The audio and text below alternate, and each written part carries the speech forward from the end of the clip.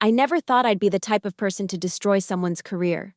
Then again, I never thought I'd be the type of person who'd have her career destroyed by a petty, insecure man with a title. Funny how life works out.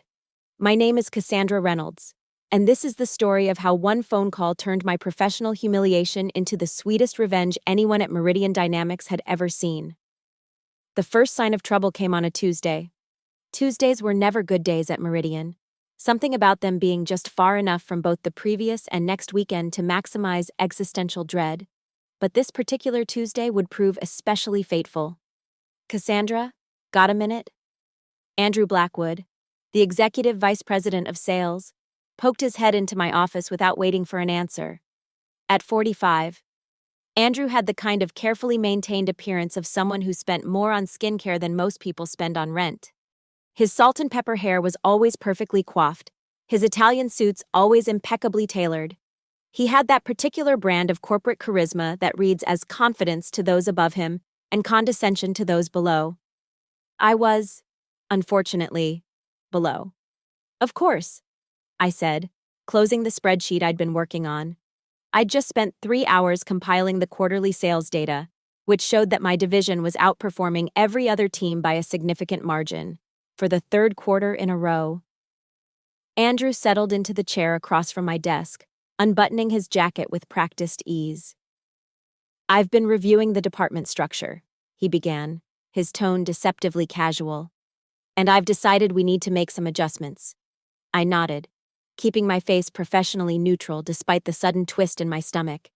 In my 8 years at Meridian Dynamics, adjustments had never meant anything good. Your performance has been adequate, he continued, examining his manicured nails. But I think we can optimize resource allocation by reducing your hours. The twist in my stomach clenched into a knot. Reducing my hours? I repeated, my voice carefully controlled. By how much? We're thinking a 50% reduction, he said smoothly. Effective next week. I stared at him. 50%. Half my salary, half my benefits, half my career, and all delivered with the emotional weight of discussing a minor change to the coffee service. May I ask why? I managed, proud that my voice didn't shake. My division has consistently outperformed targets. Last quarter alone, we brought in Westbrook Industries, a client that boosted our revenue by, yes, Andrew interrupted with a dismissive wave. The Westbrook account, that was fortuitous. As if I hadn't spent 6 months cultivating that relationship, researching their needs, creating a tailored proposal, and beating out 3 competitors. I've decided to bring in someone with a fresh perspective. Andrew continued. Damian Reeves will be taking over as senior account manager. He'll handle your key accounts, including Westbrook. You'll transition to supporting him. Damian Reeves. Of course. Andrew's golf buddy's nephew. The one who'd been with the company for all of 8 months and whose greatest accomplishment thus far had been organizing the holiday party. I see, I said, because what else could I say? Corporate restructuring wasn't a democracy, and Andrew had made it clear this wasn't a discussion. When would you like me to brief Damian on the accounts? Andrew stood, rebuttoning his jacket. He'll reach out. Oh, and we'll need you to clear out this office by Friday. Damian will be taking it. That was when I knew. This wasn't about resource allocation or fresh perspectives. This was about Andrew systematically dismantling my career to build up his protégé. The realization hit me with such clarity that for a moment, I couldn't breathe. Anything else? I asked, my smile so tight it hurt my face. Andrew paused at the door. I trust you'll handle this transition professionally, he said, his tone making it clear this was both an expectation and a threat. Of course, I replied. I'm nothing if not professional. After he left, I sat motionless at my desk, staring at the spreadsheet I'd been working on. 8 years at Meridian, 8 years of early mornings, late nights, missed weekends, canceled vacations, 8 years of exceeding targets, building client relationships, mentoring junior staff, 8 years.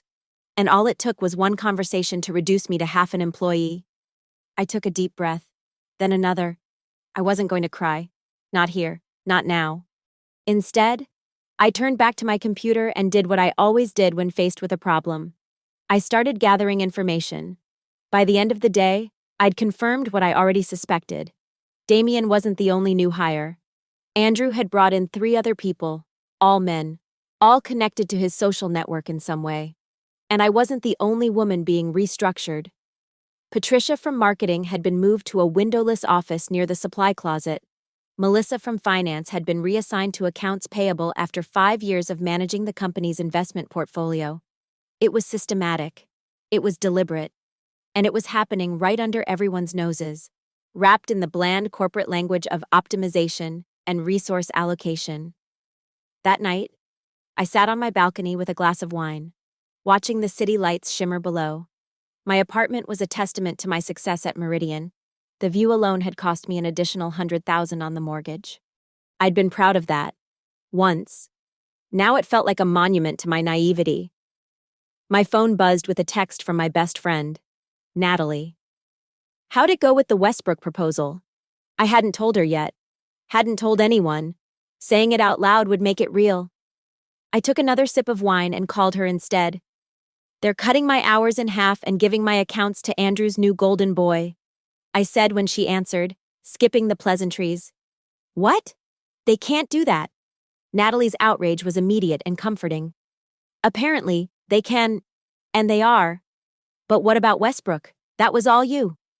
According to Andrew, it was fortuitous. I said, mimicking his condescending tone. That's bullshit. Natalie declared.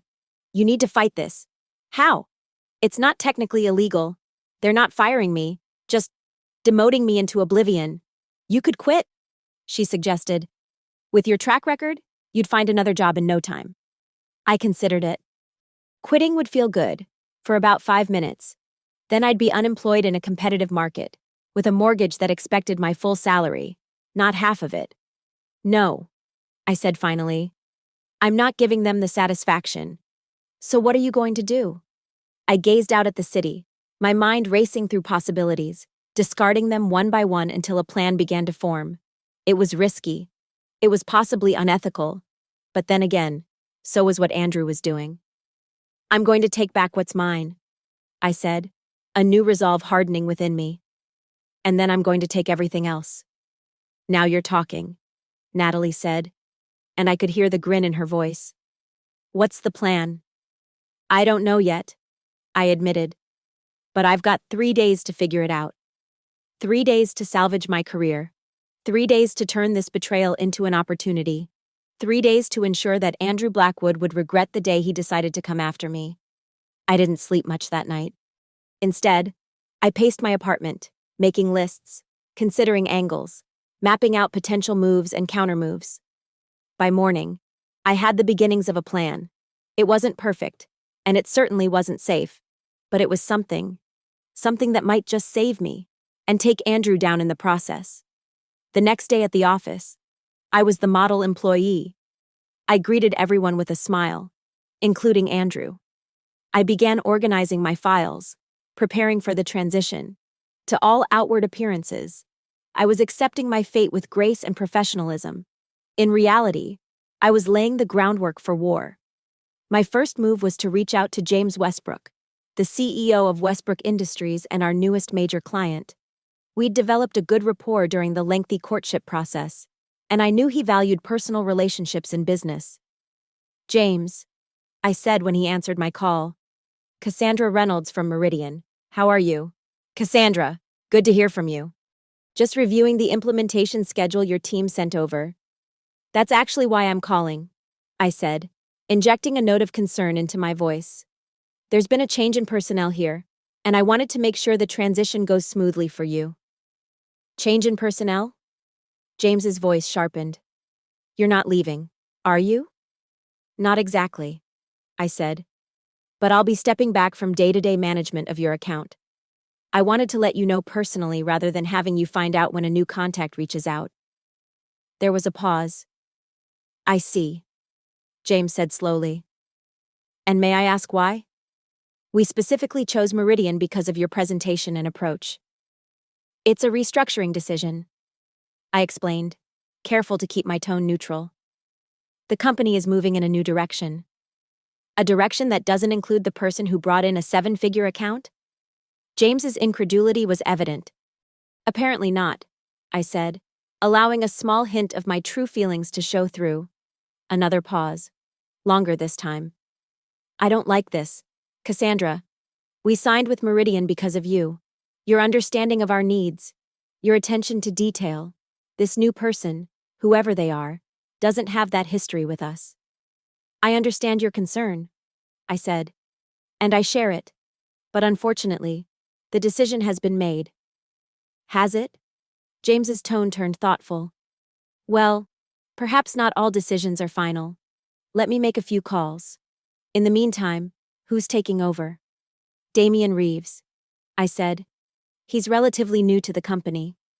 Reeves, James repeated. Never heard of him, but I've certainly heard of you. Cassandra, let's talk again soon, shall we? After hanging up, I smiled for the first time since Andrew had walked into my office the day before. James was a powerful man with a reputation for getting what he wanted. His dissatisfaction with the change would, at minimum, create headaches for Andrew. At best, it might force a reconsideration of the restructuring.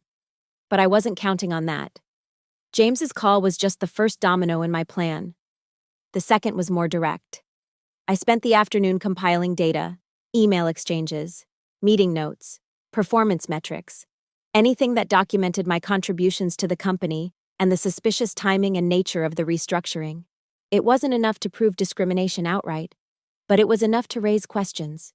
Uncomfortable questions that no executive wants to answer, especially in a company as image-conscious as Meridian. I sent the compilation to my personal email, then deleted all traces of the file from my work computer. Information was power, and I intended to be very powerful indeed. The third part of my plan was the riskiest, but potentially the most rewarding. I reached out to Elizabeth Morgan, the head of Apex Solutions, Meridian's biggest competitor and the company that had come in second for the Westbrook account. Elizabeth, I said when her assistant finally put me through. Cassandra Reynolds from Meridian Dynamics. Cassandra. Elizabeth's voice was cool but curious. This is unexpected. I imagine it is. I agreed. But I think we might have something to discuss that would be of mutual interest. I'm listening. Not over the phone. I said. Would you be available for coffee tomorrow morning? Say, 7:30 at Riverside Cafe? A pause. Then, I'll be there. The final piece of my plan involved Damian himself. As Andrew's chosen successor, he was as much a pawn as I was, just one being moved up the board rather than off it. I needed to understand him better, to assess whether he was a willing participant in Andrew's game or merely an opportunistic beneficiary. I found him in the break room late that afternoon, attempting to operate the espresso machine with limited success. Need some help with that? I offered, stepping into the room. Damian turned, looking relieved.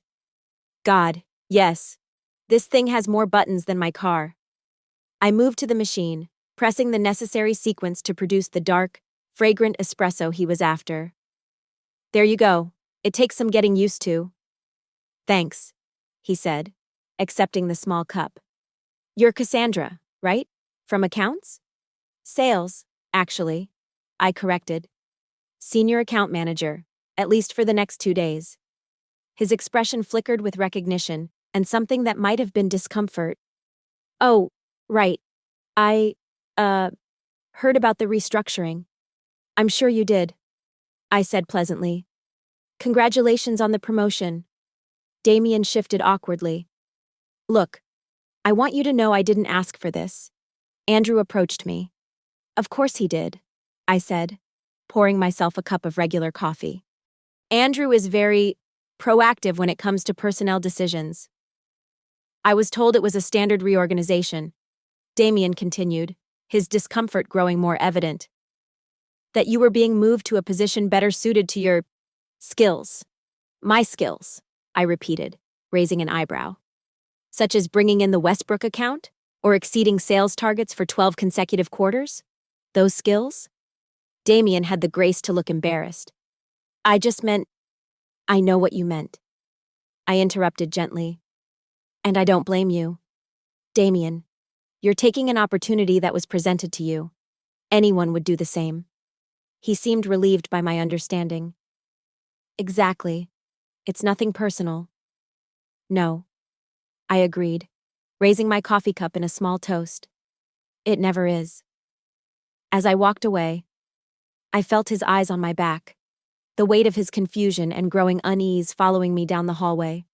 Damien wasn't a bad person, just an ambitious one who hadn't thought too hard about whose career he was stepping on. By tomorrow, he'd be thinking very hard indeed. That night, I prepared for my meeting with Elizabeth Morgan. Apex Solutions had been trying to poach me for years, but I'd always declined out of loyalty to Meridian. That loyalty now seemed laughably misplaced. I dressed carefully the next morning, a charcoal gray suit that projected both authority and approachability. Minimal jewelry, hair pulled back in a sleek ponytail, the outfit of someone who meant business. Elizabeth was already at Riverside Cafe when I arrived, seated at a corner table with a clear view of both the entrance and the river beyond the cafe's glass wall. She was older than me by perhaps a decade, with a sharp bob of silver hair and the kind of tailored clothing that whispered rather than shouted its expense. "Cassandra," she said, rising slightly as I approached. "Right on time." "Elizabeth," I returned, sliding into the seat across from her. "Thank you for meeting me." A server appeared with coffee, and we both waited until he had retreated before speaking again. "So," Elizabeth said, stirring a single packet of sugar into her cup. "What's this mutually beneficial discussion you mentioned?" I took a sip of my coffee, gathering my thoughts. "Meridian is undergoing some changes." I began. "Changes that I find problematic." "Problematic how?" "Let's just say that certain executives are prioritizing personal connections over demonstrated performance." Elizabeth's eyes narrowed with interest. "And where do you fit into these changes?" "I'm being sidelined," I said bluntly. "Half my hours, none of my major accounts, including Westbrook." "Ah," Elizabeth leaned back, understanding dawning. "And now you're considering your options." "I am, including coming to work for us." "It's one possibility," I acknowledged. Elizabeth studied me over the rim of her coffee cup. "You've turned us down 3 times in the past. What's different now, besides the obvious professional slight?" "What's different is that I no longer feel any loyalty to Meridian," I said. "And I have something to offer beyond my sales record." "Which is?" "Knowledge," I said simply. "Of accounts, of strategy, of vulnerabilities, and a particularly motivated client who might be open to reconsidering his options." Elizabeth's eyes widened fractionally. "Westbrook." I nodded. "You do realize what you're suggesting skirts some ethical lines," Elizabeth said carefully. "I'm not suggesting industrial espionage," I clarified. "I'm suggesting that I could join Apex with my skills and reputation intact, and that clients who chose Meridian specifically to work with me might be interested in following me." "And Westbrook specifically?" "Let's just say he was very unhappy to learn I wouldn't be handling his account anymore." Elizabeth tapped one manicured finger against her coffee cup, considering. "We could certainly use someone with your track record," she said finally. "And if certain clients happen to follow you, well, that's just the nature of business relationships, isn't it?" "Exactly," I agreed. "What would you want? In terms of position, compensation?" "Director of Strategic Accounts," I said without hesitation. "Base salary of $200,000, plus commission structure, full benefits, and a signing bonus to cover any potential legal costs if Meridian decides to be difficult about my departure." Elizabeth raised an eyebrow. "Ambitious. Worth it," I countered. She smiled for the first time, a quick, sharp expression that reminded me of a fox. "I think we can work something out," she said. "Send me a formal proposal this afternoon, and I'll have HR draw up an offer by tomorrow." "There's one more thing," I added. "I want to bring my team with me. The ones being affected by the restructuring." "How many?" "3, besides myself." Elizabeth considered this. "If they're as good as you, we might be able to accommodate that. No guarantees, though." Each would need to interview. Of course, I agreed. I wouldn't want it any other way. We shook hands, and I left the cafe feeling lighter than I had in days. The plan was in motion. Now I just needed James Westbrook to make his move. I didn't have to wait long. When I arrived at the office, there was a palpable tension in the air. Andrew's assistant avoided eye contact as I passed, and the usual morning chatter was subdued. I had just settled at my desk when my phone rang. It was Melissa from finance, one of the other women being restructured. "Have you heard?" she whispered when I answered. "Heard what?" "James Westbrook called the CEO directly this morning. He's threatening to pull the account if they go through with moving you off it." I feigned surprise. "Really? How do you know?" "I was in the conference room next to the CEO's office. The walls are thin, and he was not happy. He's called an emergency executive meeting for 10 a.m. "Interesting," I said, keeping my tone neutral despite the surge of satisfaction. "Thanks for the heads up." I hung up and continued organizing my office as if nothing had happened. Inside, though, I was calculating. The Westbrook account represented nearly 15% of Meridian's projected revenue for the next fiscal year. Losing it would be a significant blow, one that would reflect poorly on Andrew, who as EVP of sales would bear the responsibility. At precisely 9:45, Andrew strode past my office, his face tight with anger. He didn't glance my way, but I didn't need his acknowledgement to know that my plan was working. At 11:30, his assistant appeared at my door. "Mr. Blackwood would like to see you," she said, her expression carefully blank. "Of course," I replied, rising smoothly. "Lead the way." Andrew's office was on the top floor, with floor-to-ceiling windows offering a panoramic view of the city. He was standing at those windows when I entered, hands clasped behind his back. "Cassandra," he said without turning. "Thank you for coming up." "You're welcome," I said, remaining standing even though there was a chair positioned in front of his desk. "What can I do for you?" He turned then, his face a mask of professional pleasantness that didn't reach his eyes. "It seems there's been some confusion regarding the restructuring we discussed." "Oh." I kept my expression neutral, giving him nothing. "Yes," he continued, moving to sit behind his desk. "After further consideration, we've decided that your particular skill set is best utilized in your current role."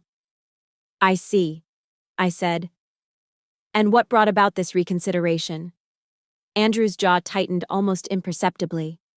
"Various factors: resource allocation, client feedback, organizational needs." "Client feedback," I repeated. "Would that be feedback from Westbrook Industries, by any chance?" A flash of annoyance crossed his face before he could suppress it. "Among others," he said stiffly. "I see," I said again. "And the reduction in my hours?" "That won't be happening either. In fact," he cleared his throat, clearly hating every word. "We'd like to offer you a promotion, Senior Director of Key Accounts. It would come with a 15% raise and an expanded team."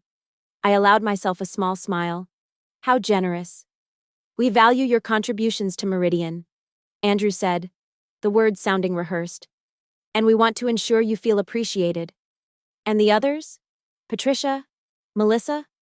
Will they also be remaining in their current roles?" A flicker of surprise.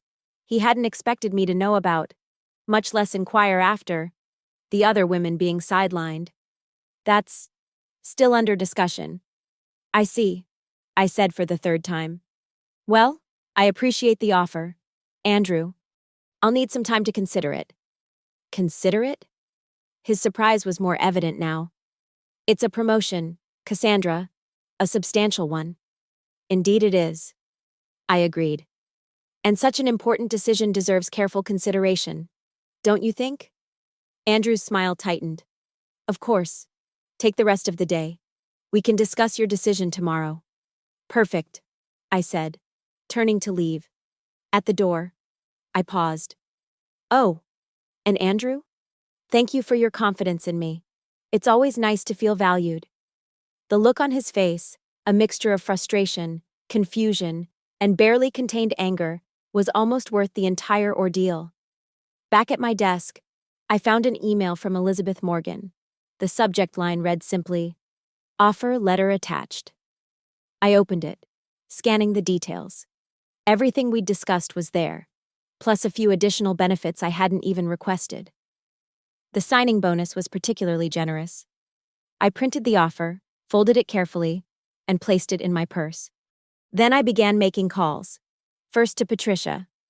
"Would you be interested in interviewing at Apex Solutions?" "Yes, that Apex." "No, I'm serious. Tomorrow at 2 p.m.? Perfect." Then to Melissa. "How would you feel about a lateral move with better advancement opportunities?" "Apex." "Yes, really. They're especially interested in someone with your investment portfolio experience." "Tomorrow at 3:30? Great." My final call was to my third team member, David, a brilliant analyst who had been relegated to generating basic reports since Andrew's restructuring began.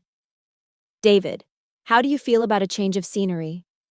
"Apex Solutions is looking for a senior data analyst." "Yes, that would be a promotion for you." "Tomorrow at 1 p.m.? Excellent." With those pieces in place, I sent a brief email to Elizabeth confirming the interview times for my team members. Her response came almost immediately. "Looking forward to meeting them. Dinner tomorrow night to finalize your details?" I confirmed.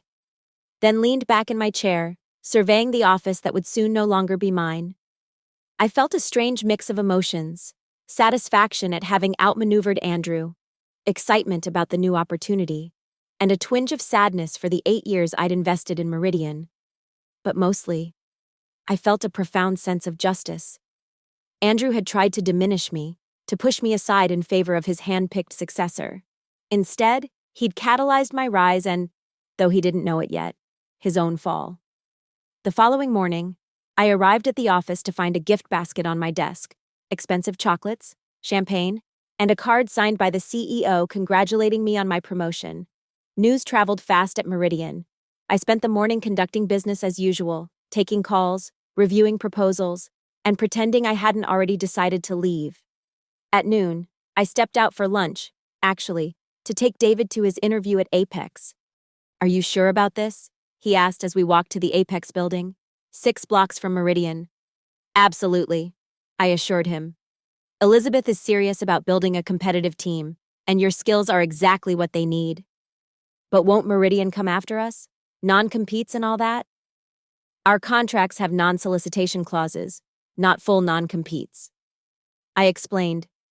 "We can't actively poach Meridian clients for a year, but if they happen to follow us of their own accord, that's different. And Apex's legal team is prepared to defend us if necessary." David nodded, looking both nervous and excited. "And you're really leaving? Even after the promotion?" "Especially after the promotion," I said. "It's too little, too late. And it only happened because a client threatened to leave, not because they suddenly recognized my value." "Fair point," David conceded as we reached the Apex building. "Well, here goes nothing." I wished him luck and watched him enter the sleek glass building before heading to a nearby cafe to work remotely for the afternoon. By the time I returned to the office, Patricia and Melissa had also slipped out for their interviews, using various excuses. At 4:30, my phone buzzed with a text from Elizabeth. "All 3 impressive. Offers being prepared. See you at 7, LeCirque." I smiled, tucking my phone away. Everything was falling into place. Andrew stopped by my office just before 5. "Have you had a chance to consider the offer?" he asked, his tone suggesting there was only one acceptable answer. "I have," I said, "and I'm very grateful for the recognition." "Excellent," he said, visibly relaxing. "I'll have HR prepare the paperwork." "Actually," I interjected, "I'd like to discuss a few details first. The team structure, reporting lines, budget allocation. Perhaps we could meet tomorrow morning?" Andrew frowned slightly but nodded. "Fine, 9 a.m. in my office." "Perfect," I agreed. After he left, I finished gathering the personal items I wanted to take with me: the small potted plant my mother had given me when I was first promoted, the framed photo of Natalie and me from our college graduation, the expensive fountain pen a client had gifted me after closing a particularly challenging deal. Everything else could stay.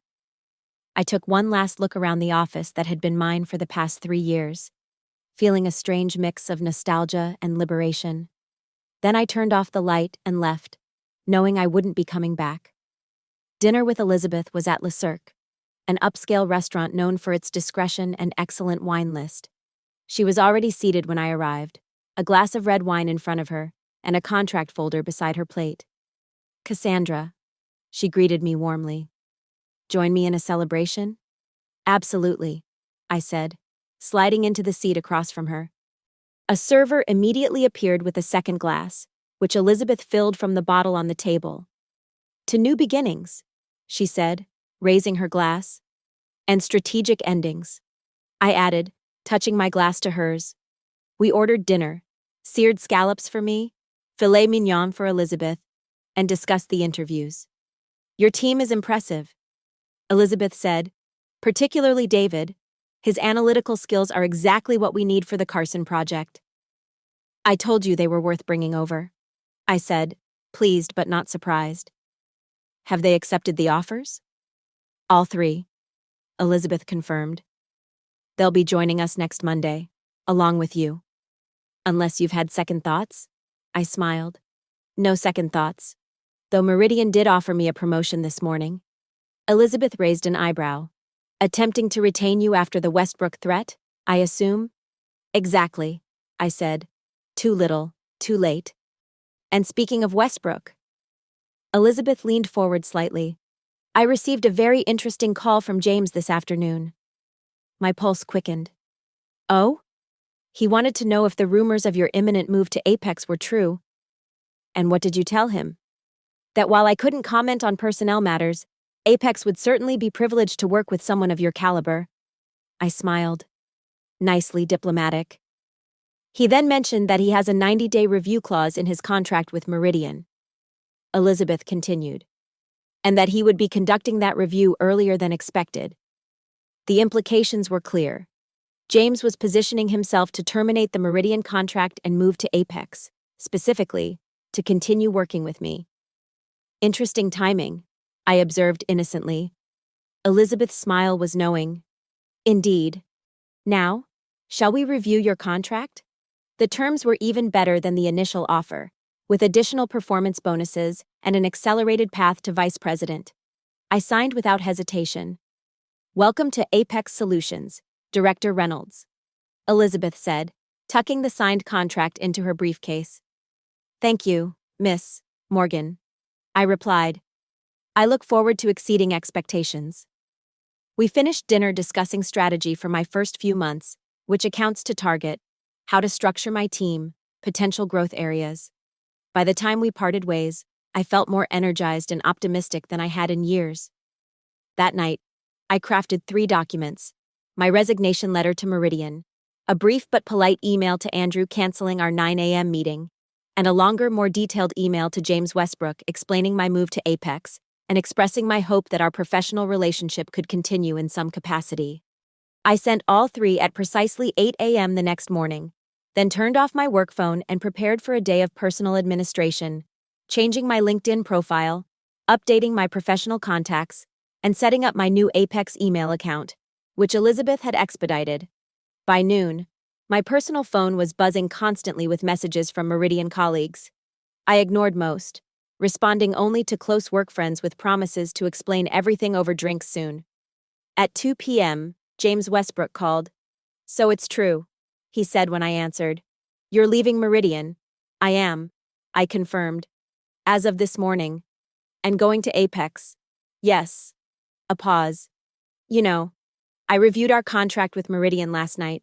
There's a clause that allows us to terminate with 30 days' notice if our primary contact leaves the company." "Is that so?" I said, feigning surprise. "It is," James confirmed. "A clause I specifically requested after having a bad experience with another vendor some years ago. When the person I trusted left, the quality of service declined dramatically." "Understandable," I murmured. "I've already informed Meridian of our intention to exercise that clause," James continued. "Their CEO is displeased." I could well imagine. Losing Westbrook so soon after signing them would be a significant blow to Meridian's quarterly numbers, and to Andrew's reputation as EVP of sales. "I'm sorry to hear that," I said, not sorry at all. "Don't be," James said, and I could hear the smile in his voice. "Business is business. Speaking of which, I understand you're now with Apex in a director-level position. Would you happen to have time next week to discuss potential synergies between Westbrook Industries and Apex Solutions?"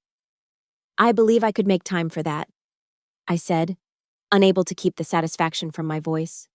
"How does Tuesday at 10 a.m. sound?" "Perfect," James agreed. "I'll have my assistant send the details." After we hung up, I allowed myself a moment of pure, unadulterated triumph. Andrew had tried to sideline me, to diminish my career and my contribution. Instead, he'd inadvertently launched me into a better position at a competitor and lost his biggest client in the process. By 4 p.m., the news of my departure and the subsequent loss of the Westbrook account had spread throughout Meridian. My phone was now buzzing with messages from former colleagues I barely knew, all curious about the details and some inquiring about opportunities at Apex. The most satisfying message, however, came from Damien. "Just heard the news. Didn't realize how much your client relationships meant to the company. Things are chaotic here. Andrew is in back-to-back meetings with the CEO. Hope your new position is everything you deserve." I smiled at that. Everything I deserve. Yes, it certainly would be. The final piece fell into place at 6 p.m. when I received a call from Andrew himself. I considered letting it go to voicemail, but decided the satisfaction of hearing his voice was worth the interruption to my evening. "Andrew," I answered coolly. "What a surprise." "Cassandra." His voice was tight, controlled. "I think we need to talk." I believe my resignation letter was quite clear. I said, "But if you have questions, I'm happy to address them." "You took Westbrook with you," he accused, dropping any pretense of pleasantness. "I didn't take anyone," I corrected. "James Westbrook is a businessman who makes his own decisions. After you poisoned him against Meridian, I simply informed him of changes to his account management," I said innocently. "Changes you initiated, if you recall." There was a long silence on the line, punctuated only by Andrew's measured breathing. I imagined him in his sleek corner office, tie loosened, hair slightly disheveled for perhaps the first time in his professional career. "This isn't over," he finally said, his voice low and threatening. "Oh, I think it is," I replied calmly. "Unless you'd like me to share the compilation of emails documenting your systematic removal of women from leadership positions. I'm sure the board would find it fascinating reading, not to mention certain legal entities." Another silence, longer this time. "You're bluffing," he said, but there was a note of uncertainty in his voice. "Am I?" I let the question hang in the air. "You've made a lot of personnel changes in the past 6 months. Andrew, patterns emerge, data tells stories.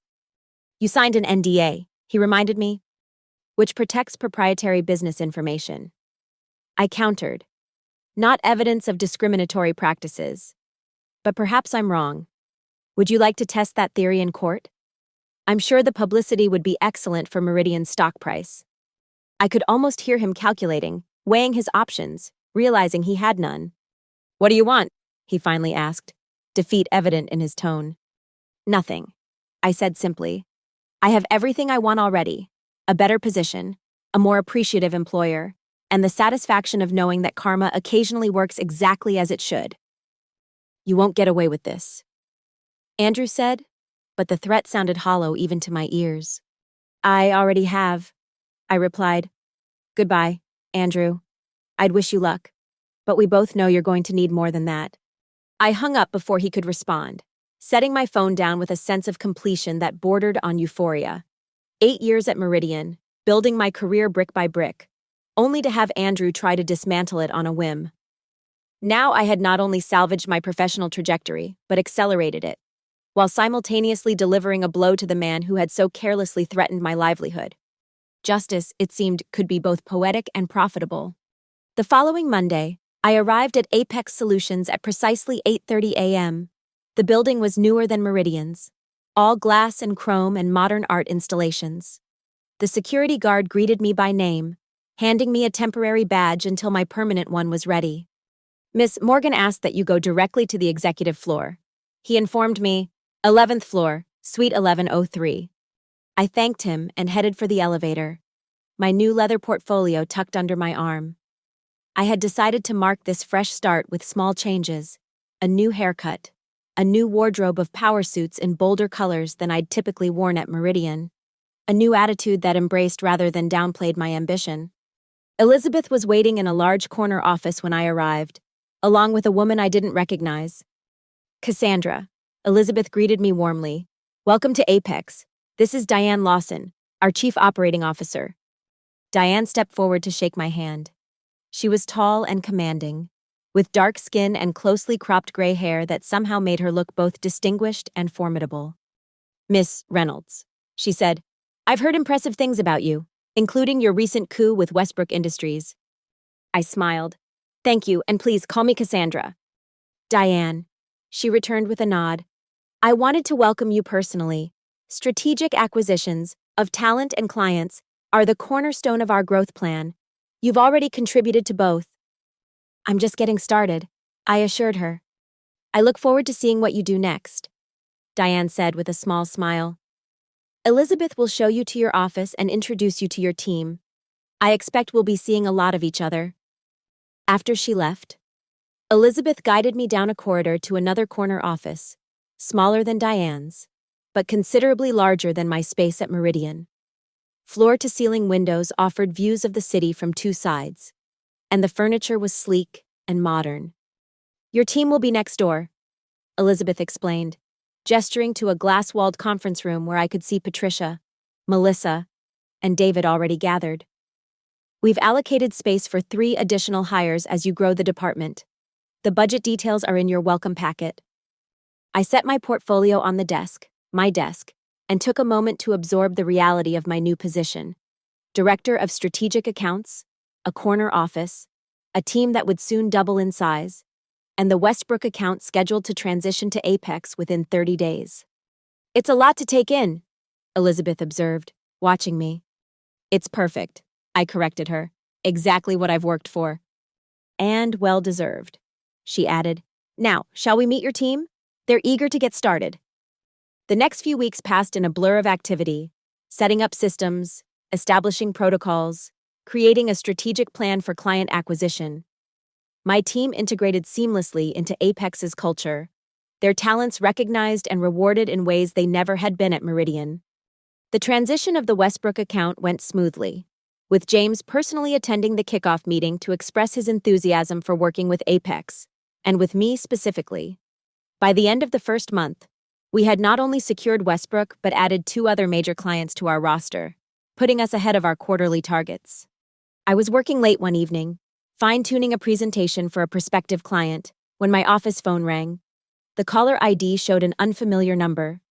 Cassandra Reynolds, I answered, expecting a client from another time zone. Cassandra, a familiar voice replied. It's Natalie. I'm calling from the hospital. My stomach dropped. Hospital? What happened? Are you okay? I'm fine, she assured me quickly. It's not me. It's Andrew Blackwood. I froze, my mind racing. Andrew, what happened? He collapsed during a board meeting this afternoon. Natalie explained. They brought him to Presbyterian, where I was on shift. Natalie was an ER nurse. I remembered belatedly. Collapsed how? I asked, unsure how to feel about this development. Stress-induced cardiac event. Natalie said, her professional tone not quite masking her satisfaction.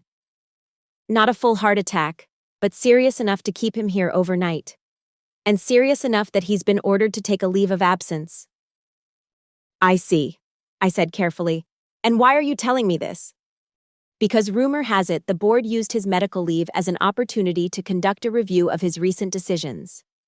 Natalie continued, including the restructuring that prompted your departure and the subsequent loss of the Westbrook account. They're not happy, Cass. And word is they're looking for a new EVP of sales. I leaned back in my chair, processing this information. That's unexpected. Is it? Natalie asked. From what you told me, He was making impulsive, biased decisions that cost the company its biggest new client. Sounds like exactly the kind of thing that would get the board's attention. She was right, of course.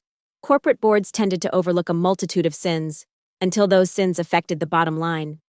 Well, I said finally, I can't say I'm sorry to hear it. I didn't think you would be, Natalie replied, and I could hear the smile in her voice.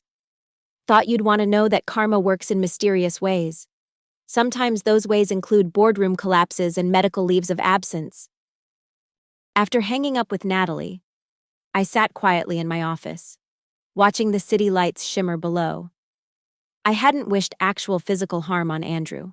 Well, perhaps a stubbed toe or a paper cut in a particularly sensitive spot.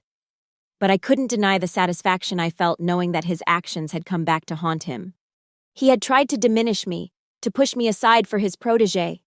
Instead, he had catalyzed my ascension to a better position, lost his company a major client, and now, apparently, jeopardized his own career. All because he couldn't recognize the value of the people who had helped build Meridian's success. My phone buzzed with a text from Elizabeth. Heard the news about Blackwood. Dinner tomorrow to discuss strategy? There may be other Meridian clients reconsidering their options. I smiled, typing a quick affirmative response. Elizabeth was nothing if not opportunistic, a quality I was coming to appreciate more and more. 3 months after my departure from Meridian, I received an email from Damian Reeves. Thought you might want to know. He wrote, Andrew's leave of absence has been made permanent. The board voted yesterday to terminate his contract. They've asked me to interview for a new position, VP of Client Relations, reporting directly to the CEO. Apparently, they were impressed with how I managed the fallout from the Westbrook departure. Ironic, isn't it? Anyway, I wanted to thank you. Your advice that day in the break room stuck with me. Take the opportunity presented to you. I did, but not the one Andrew was offering. Instead, I've been quietly documenting the pattern of his decisions and their impact on the company. The board found my analysis illuminating. So, thanks for the career advice. It worked out better than either of us could have anticipated. I read the email twice, then laughed out loud in my empty office. Damian, it seemed, had been playing a longer game than I'd realized. While I'd been focused on my immediate escape and revenge, he'd been laying the groundwork for a more permanent solution to the Andrew problem. I typed a quick reply. Congratulations on the potential promotion. Always happy to offer career advice. Perhaps we could discuss it further over coffee sometime? Professional courtesy, of course. His response came within minutes. Professional courtesy? Of course. How about Saturday? There's a new cafe on Riverside that I've been meaning to try. I smiled as I confirmed the meeting. Not a date. I had no interest in mixing business with pleasure, but a potential alliance. Damian clearly had more strategic instincts than I'd given him credit for, and in the business world, it never hurt to have connections at competing firms. Especially connections who owed you for their advancement. 6 months after leaving Meridian, I was called into Diane Lawson's office. By then, my department had doubled in size and exceeded our revenue targets by 15%. The Westbrook account alone had expanded to include 3 additional divisions of their company, generating substantial new business for Apex. Cassandra, Diane greeted me as I entered her office. Please, sit. I took the offered seat, curious about the summons. Our regular performance reviews weren't scheduled for another month. I've been reviewing the quarterly numbers, Diane began, tapping a folder on her desk. Your department's performance has been exceptional. Thank you, I said. We've been fortunate to secure some key accounts. Fortune has little to do with it, Diane countered with a small smile. Strategic thinking and excellent execution, however, have everything to do with it. I inclined my head, accepting the compliment. The board has taken notice, Diane continued, as have I, which is why I wanted to discuss a new opportunity with you. I'm listening, I said, intrigued. We're creating a new position, Executive Vice President of Strategic Development. Diane explained, overseeing not just account management but also new market penetration, competitive analysis, and long-term growth strategy. It would report directly to me, with a substantial increase in both compensation and responsibility. My pulse quickened. EVP, the same title Andrew had held at Meridian, but with broader scope and greater influence. And you're considering me for this position? I clarified. Not considering. Diane corrected. Offering. The board has already approved the appointment. The only question is whether you're ready to take the next step. I thought about it for approximately half a second. I am. Diane smiled, a genuine expression that transformed her usually serious face. I thought you might be. Elizabeth will be disappointed to lose you from her direct reports, but she agrees this is the right move for the company and for you. When would the transition take place? I asked, already mentally reorganizing my department. Immediately, Diane said. Your new office is being prepared as we speak, 2 floors up, adjacent to mine. An executive floor office. 6 months ago, I had been facing a 50% reduction in hours and the loss of my key accounts. Now I was being promoted to the executive suite at a more prestigious company, with greater responsibility and, no doubt, substantially higher compensation. All because Andrew Blackwood had decided I was expendable. The irony was not lost on me. I accept, I said formally, though we both knew there had never been any question. Excellent, Diane replied, standing and extending her hand. Welcome to the executive team, Cassandra. As we shook hands, sealing the agreement, I couldn't help but think of Andrew, unemployed, reputation damaged, career in tatters, all because he had underestimated a woman he thought he could easily discard. I'd never considered myself vindictive before that fateful Tuesday when Andrew had walked into my office and casually attempted to derail my career. But I had to admit, as I followed Diane to view my new executive suite, that revenge tasted exceptionally sweet. Especially when served with a corner office and an executive title. 1 year to the day after Andrew had told me my hours were being cut, I hosted a celebration dinner at Le Cirque, the same restaurant where I had signed my initial contract with Apex. The guest list was small but significant. Elizabeth, who had become both mentor and friend, Natalie, who had cheered me on from the beginning, my original team members, all of whom had been promoted within their respective departments, and, somewhat surprisingly, Damian Reeves, now Vice President of Client Relations at Meridian. Our professional coffee had evolved into a mutually beneficial information exchange.